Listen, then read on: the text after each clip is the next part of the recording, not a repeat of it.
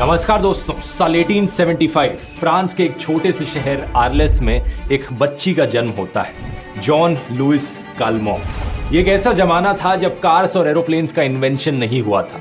लोग घोड़ा गाड़ियों से ट्रैवल किया करते थे। घरों में रोशनी के लिए लोग मोमबत्तियों का इस्तेमाल करते थे। इस समय दुनिया में रहने वाले किसी भी इंसान ने सपनों में भी नहीं सोचा होगा कि ये बच्ची आगे चलकर इतिहास रच देगी। ये एक इतनी लंबी उम्र जिएगी कि दुनिया के सारे रिकॉर्ड्स तोड़ देगी। साल 1889 लुइस सिर्फ 14 साल की लड़की थी जब पेरिस के शहर में आईफिल टावर बनकर खड़ा हुआ। साल 1896 जब लुइस ने 21 साल की उम्र पर शादी करी, तब Mahatma Gandhi just South Africa move किए थे। By the way, Mahatma Gandhi की उम्र सिर्फ 6 साल ज्यादा थी लुइस के कंपैरिजन में। कुछ साल आगे फास्ट फॉरवर्ड करो, साल 1914 में जब लुइस सिर्फ 29 साल की थी, अपनी हैप्पीली मैरिड जिंदगी जी रही थी अपनी बेटी के साथ, यूरोप में एक बड़ा धमाका होता है। वर्ल्ड वॉर 1 की शुरुआत होती है। साल 1934 जर्मनी में जब हिटलर का राइज देखने को मिल रहा था, लुइस के परिवार में एक अनफॉर्चुनेट ट्रेजेडी होती है। उनकी बेटी की मौत हो जाती है एक लंग इन्फेक्शन से। इस वक्त वो 59 साल की थी। 59 साल एक ऐसी उम्र है जब ज्यादातर औरतों के लिए नानी दादी बनने की उम्र हो जाती है। लेकिन लुइस ने कभी खुद भी इमेजिन नहीं किया होगा कि उनका लाइफ टाइम अभी आधा भी कंप्लीट नहीं हुआ था। साल 1942 वर्ल्ड वॉर 2 पूरे जोरों शोरों से यूरोप में चल रही थी। करोड़ों लोगों ने अपनी जान गंवाई इस वॉर में। करोड़ों लोग अपने परिवार से बिछड़ गए और लुइस के घर पर भी ऐसा ही कुछ हुआ। जब वो 64 इयर्स की थी, वो अपने हस्बैंड को खो देती है। साल 1947 प्रधानमंत्री नेहरू देश का झंडा लहराते हैं। इंडिया को आजादी मिलती है ब्रिटिश से। लुइस की उम्र इस वक्त थी 72 साल और वो जाने अनजाने में इतिहास के पन्ने पलटते हुए देख रही थी।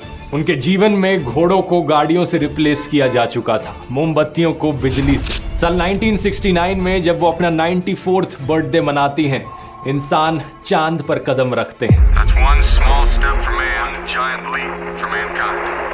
साल 1985 राजीव गांधी को एक ऐतिहासिक जीत मिलती है इंडियन इलेक्शंस में। इंडिया में आईटी रेवोल्यूशन की जस्ट शुरुआत होने वाली थी।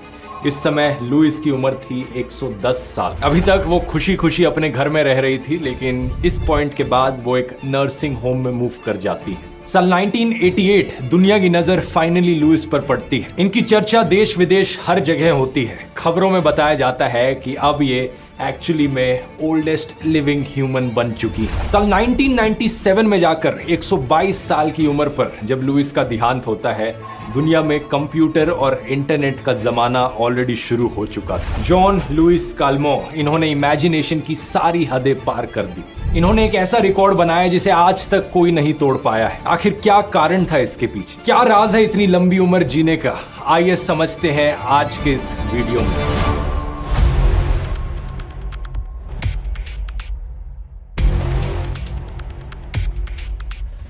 सबसे पहला जवाब आपके दिमाग में आएगा कि ऑब्वियसली यहां पर लक इन्वॉल्व थी, जो कि बात सच है। अगर आपको 122 साल तक जीना है तो काफी हद तक लक की आपको जरूरत पड़ेगी। लेकिन सवाल यहां पर यह है कि इतनी लंबी उम्र जीने में कितना कंट्रीब्यूशन लक का होता है और कितना कंट्रीब्यूशन आपकी लाइफस्टाइल चॉइसेस का। साल 1870 और 1900 के बीच में एक साइंटिफिक रिसर्च कंडक्ट करी गई थी डेनमार्क में ट्विंस पर। 2800 से ज्यादा ट्विंस को एनालाइज किया गया था ये देखने के लिए कि लॉन्जिविटी में जेनेटिक्स का कितना बड़ा फैक्टर होता है और लाइफस्टाइल और एनवायरनमेंट का कितना बड़ा फैक्टर होता है। इस रिसर्च को फेमस डेनिश ट्विन स्टडी नाम से जाना गया और इसका कंक्लूजन ये निकला कि एक एवरेज इंसान की जिंदगी 20% डिक्टेट करी जाती है जीन्स से और 80% इन्फ्लुएंस्ड होती है लाइफस्टाइल और एनवायरनमेंट से। यानी आपकी खाने की चॉइसेस, एक्सरसाइज करने का ढंग और एक हेल्दी लाइफस्टाइल एक बहुत बड़ा इंपैक्ट डालता है कि आप कितनी लंबी उम्र जियोगे। सवाल ये उठता है कि ये कौन सी ऐसी हेल्दी लाइफस्टाइल चॉइसेस हैं जिनसे इतनी लंबी उम्र तक जिया जा सकता है। ये पता लगाने का शायद सबसे बेस्ट तरीका है रिवर्स में रिसर्च करना।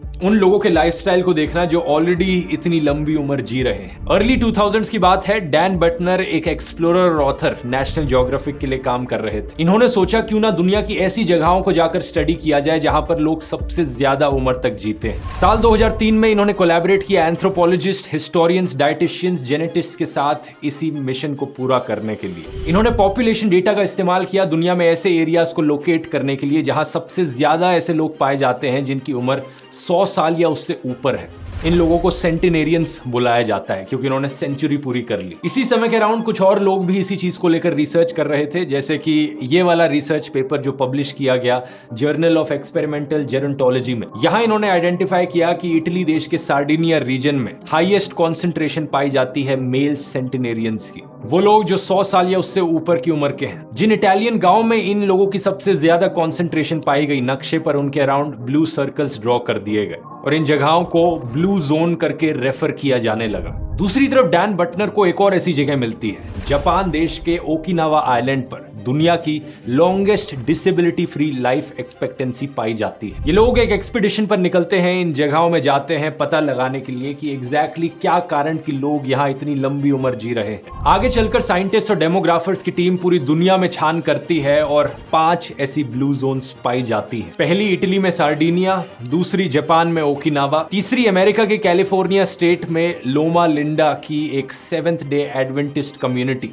ये क्रिश्चियनिटी के अंदर एक रिलीजियस सेक्ट है, चौथा ग्रीस पर मौजूद इकारिया का आइलैंड और पांचवा कोस्टारिका देश में मौजूद निकोया पेनिनसुला का रीजन। इन 5 ब्लू जोन्स में रहने वाले लोग कुछ ज्यादा ही लंबी उम्र जीते हैं बाकी दुनिया के लोगों के कंपैरिजन में। क्या इन जगहों में कुछ खास बात है? शायद से यहाँ का साफ पानी या साफ हवा, या फिर ये इन लोगों की अपनी लाइफस्टाइल चॉइसेस हैं जिसकी वजह से ये हो रहा है। डैन और इनकी टीम सालों तक काम करती है असली कारण पता लगाने के लिए और फाइनली जब ये अपनी रिपोर्ट निकालते हैं तो ये कहते हैं कि असली कारण यहाँ पे इन लोगों की लाइफस्टाइल हैबिट्स हैं। स्पेसिफिकली कहा जाए तो 9 लाइफस्टाइल हैबिट्स जो इन सभी रीजन्स में कॉमन है। इन 9 हैबिट्स को ये पावर 9 करके पुकारते हैं। क्या है ये हैबिट्स? आइए एक एक करके जानते हैं ताकि आप भी इनसे सीख सकें, अपनी जिंदगी में इन्हें इंप्लीमेंट कर सकें और लंबी उम्र जी सकें।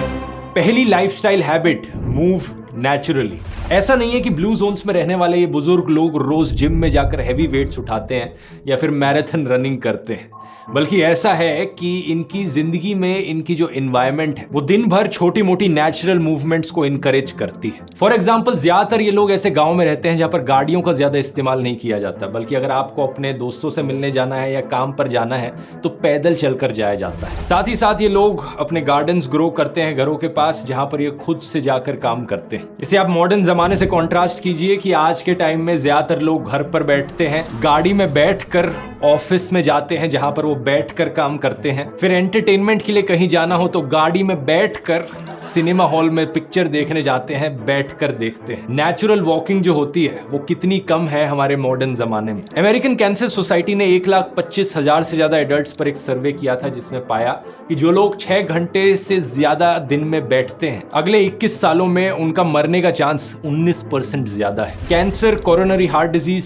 Stroke, diabetes, kidney disease, liver disease, Parkinson's disease, Alzheimer's, nervous disorders, total में 14 कॉजेज ऑफ डेथ जो ज्यादा लाइकली हो जाती हैं जितना ज्यादा आप बैठते हो। कई स्टडीज ने एक बहुत बड़ा कोरिलेशन दिखाया है यहाँ पर। एक लेटेस्ट स्टडी को देखिए जो बोलती है कि हर दिन एटलीस्ट 11 मिनट वॉक करने से आपका जो प्री मैच्योर डेथ का रिस्क है वो 25% से कम हो जाता है, सिर्फ 11 मिनट वॉक करने से। लेकिन ऑब्वियसली इन ब्लू जोन्स के केस में जो नेचुरल वॉकिंग है वो कहीं ज्यादा हो रही है। जितनी ज्यादा से ज्यादा डेली लाइफ के अंदर आप नेचुरल वॉकिंग को इंक्लूड करोगे उतना ही ज्यादा अच्छा होगा। अच्छा, और अब वॉकिंग में तो कुछ स्पेसिफिक पैरों की ही मसल्स यूज होती हैं, लेकिन बॉडी में हर मसल को नेचुरली मूव करते रहना बहुत जरूरी होता है। ओकिनावा में हमें क्या देखने को मिलता है कि लोगों के घर में ज्यादा फर्नीचर नहीं होता। लोग डाइनिंग टेबल का इस्तेमाल करने की जगह नीचे जमीन पर बैठकर खाना खाते हैं। इससे फायदा क्या हुआ? दिन में कम से कम आप 3-4 बार ऊपर नीचे बैठोगे, नेचुरल मूवमेंट होगी। सिंपल लॉजिक है, जितना ज्यादा हो सके उतना ज्यादा कोशिश करो डेली लाइफ में नेचुरल मूवमेंट्स को इनकॉर्पोरेट करने की। नॉर्मल डेस्क की जगह आप एक स्टैंडिंग डेस्क खरीद सकते हो। डाइनिंग टेबल पर खाना खाने की जगह जमीन पर बैठ के खाना खा सकते हो। इंडिया की कई जगहों में तो ये वैसे भी बड़ा ट्रेडिशनल तरीका रहा है। और गाड़ी का इस्तेमाल करने की जगह ज्यादा से ज्यादा पैदल और साइकिलों का इस्तेमाल किया कर। दूसरा पॉइंट,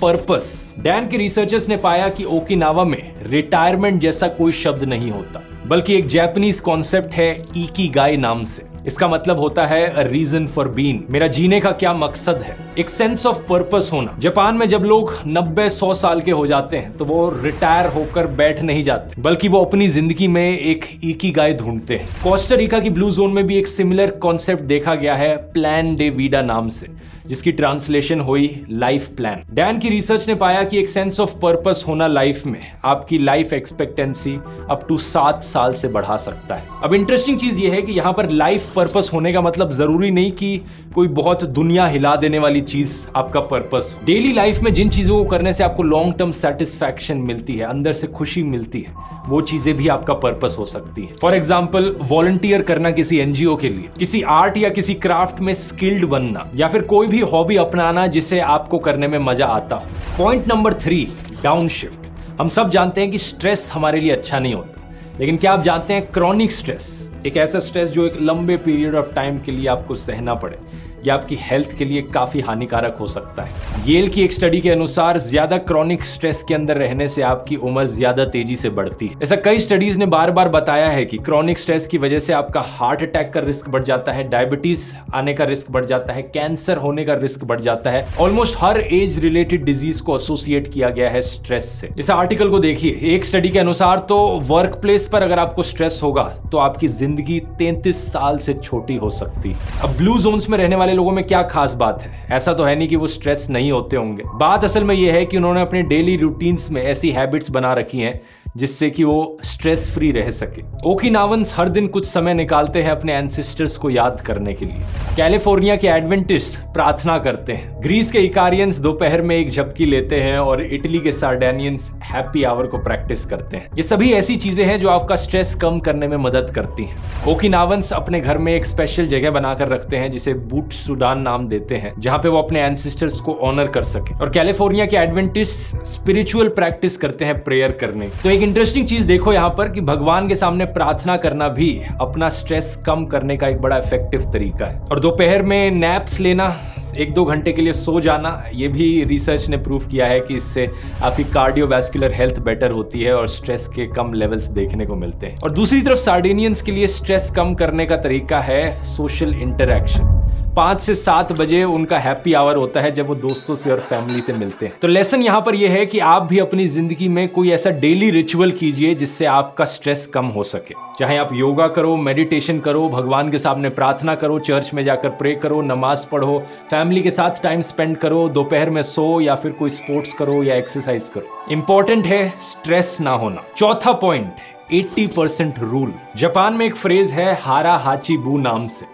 इसका मतलब है कि eat until you are 8 parts full, यानी जब खाना खाओ तो उतना खाना खाओ कि आपका पेट 80% फुल हो। इतना खाना मत ठूसो अपने पेट में कि आप 100% फुल हो जाए आपका पेट। ओकिनावा में इस प्रैक्टिस को फॉलो किया जाता है जिससे लोगों को याद रहता है कि वो 80% फुल होने के बाद खाना खाना रोक दे। 4th सेंचुरी BC में आयुर्वेदिक मेडिसिन में भी इस प्रिंसिपल को डिस्क्राइब किया गया है, जहाँ कहा गया है कि आप अपने पेट को 1/3 लिक्विड से फिलअप करो, 1/3 खाने से, और बाकी 1/3 को खाली छोड़ दो। जनरली खाना कम खाने के यहाँ पर प्रूवन साइंटिफिक बेनिफिट्स हैं। और इंटरेस्टिंग चीज ये है कि फास्ट करना ऑलमोस्ट हर धर्म या कल्चर का हिस्सा रहा है सदियों से। हिंदूज नवरात्रि में फास्ट करते हैं, मुस्लिम्स रमजान में फास्ट करते हैं और कुछ क्रिश्चियंस ईस्टर से पहले भी फास्ट करते हैं। अब साइंटिस्ट ने पाया है कि फास्ट करने के ढेर सारे साइंटिफिक बेनिफिट्स हैं। पिछले साल पब्लिश हुआ ये येल स्कूल का क्लिनिकल ट्रायल। इसमें पाया कि जिन लोगों ने अपनी कैलोरी इंटेक को 14% से कट कर दिया, उन्होंने कई हेल्थ इंप्रूवमेंट्स देखी अपनी लाइफ में। उनका एजिंग का जो पेस था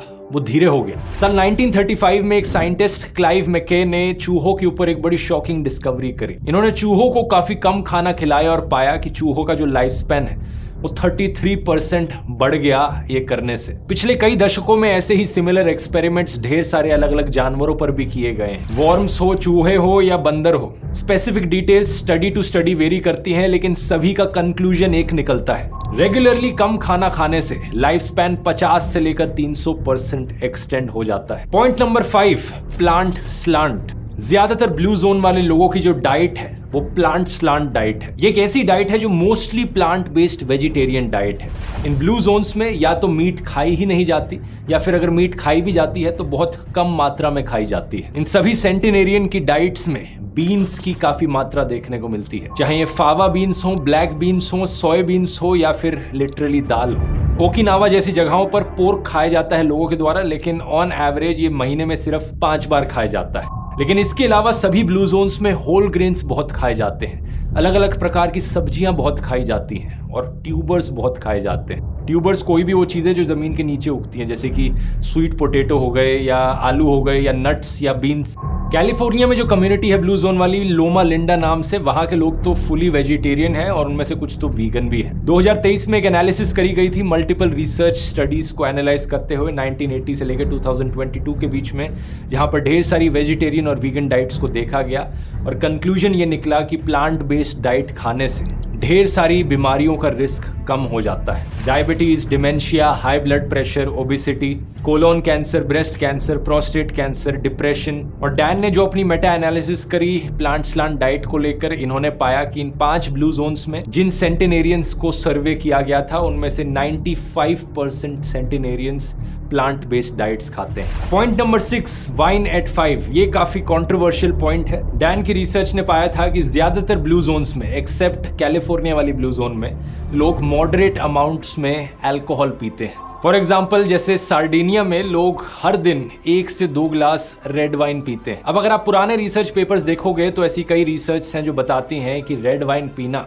मॉडरेशन में हेल्थ के लिए अच्छा हो सकता है। इसके पीछे कारण है रेड वाइन में मौजूद एंटीऑक्सीडेंट्स जैसे कि रेस्वेराट्रोल। ये बॉडी के अंदर गुड कोलेस्ट्रॉल की मात्रा बढ़ाते हैं। लेकिन ये इकलौता ऐसा पॉइंट है जो शायद अब आउटडेटेड बन चुका है, क्योंकि लेटेस्ट रिसर्च और स्टडीज हमें अब बताती हैं कि थोड़ी सी मात्रा अल्कोहल की भी आपके लिए हानिकारक हो सकती है। यानी कि 0 अल्कोहल पीना सबसे ज्यादा हेल्दी है। इसे देखकर पता चलता है कि ज्यादातर ब्लू जोन्स में रहने वाले ये सेंटिनेरियंस लंबी उम्र जी रहे हैं, वाइन पीने की वजह से नहीं, बल्कि वाइन पीने के बावजूद भी। जो रेड वाइन के अंदर बेनिफिशियल एंटीऑक्सीडेंट है रेस्वेराट्रोल, वो एक्चुअली में ग्रेप जूस में भी पाया जाता है और ग्रेप जूस से भी बेहतर ग्रेप्स में भी पाया जाता है। तो इसका अगर आपको बेनिफिट लेना है तो सिंपली अंगूर खा लीजिए। पॉइंट नंबर 7, बिलोंग, जिसे कहा जा सकता है द सेंस ऑफ बिलोंगिंग। 263 सेंटिनेरियंस को इंटरव्यू किया गया था और इनमें से हर कोई एक्सेप्ट 5 लोग किसी ना किसी फेथ बेस्ड कम्युनिटी का हिस्सा थे। इससे फर्क नहीं पड़ता कि आप कौन से धर्म में मानते हैं या धर्म में मानते हैं भी या नहीं भी,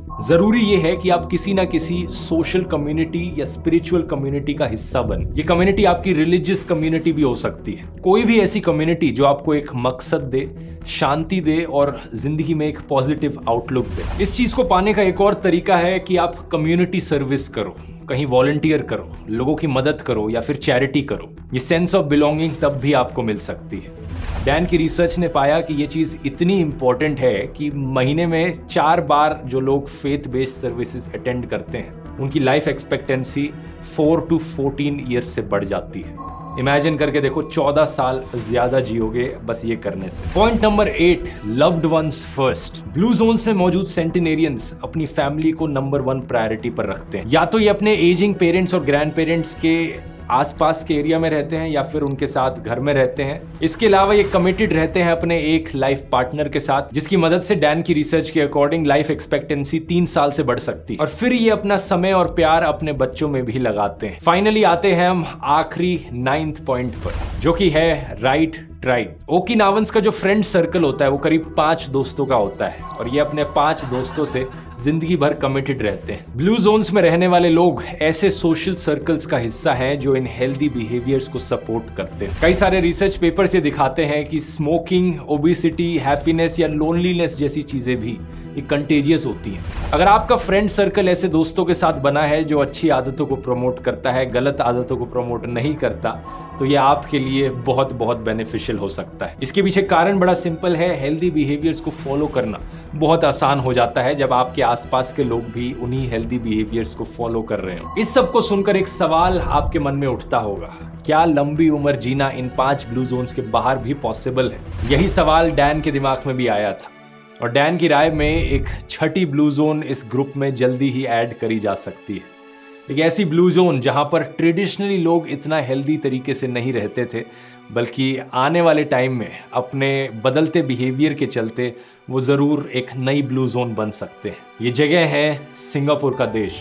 डैन का कहना है कि उन्होंने अपनी ज़िंदगी में सिंगापुर में लाइफ एक्सपेक्टेंसी को ऑलमोस्ट 25 साल से बढ़ते हुए देखा है। आज के दिन सिंगापुर में रहने वाले लोगों के पास वन ऑफ द लॉन्गेस्ट और हेल्दीएस्ट लाइफ एक्सपेक्टेंसी है। इसके पीछे कारण सरकार के द्वारा बनाई गई पॉलिसीज जो हेल्दी खाने को सब्सिडाइज करती हैं, जंक फूड पर भारी टैक्स लगाती हैं। सरकार की पॉलिसीज वॉकिंग को प्रमोट करती हैं। आसपास का जो इंफ्रास्ट्रक्चर है वो ऐसे बनाया गया है कि लोग ज्यादा पैदल चले अपनी डेली लाइफ में, और गाड़ियां चलाने के ऊपर और भारी टैक्स लगाया गया है ताकि उसे डिस्करेज किया जा सके। इसके अलावा एक और इंटरेस्टिंग चीज है सिंगापुर में कि अगर आपके बुजुर्ग माता या पिता आपके घर के 500 यार्ड्स के सर्कल में रहते हैं तो आपको एक टैक्स ब्रेक मिलती है। तो रिजल्ट आपके सामने है दोस्तों। अब आप जानते हैं कि एग्जैक्टली आपको क्या करना है लंबी उम्र जीने के लिए। हो सकता है आप वर्ल्ड्स ओल्डेस्ट ह्यूमन का रिकॉर्ड ना तोड़ पाए, 120 साल तक जीने के लिए काफी लक की जरूरत पड़े आपको, लेकिन अगर इस वीडियो में बताई गई चीजों को फॉलो करोगे तो सेंचुरी तो आसानी से मार ही लोगे। अगर वीडियो पसंद आया तो अब ये वाला वीडियो देख सकते हैं वर्ल्ड्स फैटेस्ट कंट्री के ऊपर। इस वीडियो में मैंने आपको एक्सट्रीम पॉजिटिव एग्जांपल्स बताए थे, इस वीडियो में एक एक्सट्रीम नेगेटिव एग्जांपल बताया कि क्या आपको नहीं करना चाहिए। यहां क्लिक करके देख सकते हैं। बहुत बहुत धन्यवाद।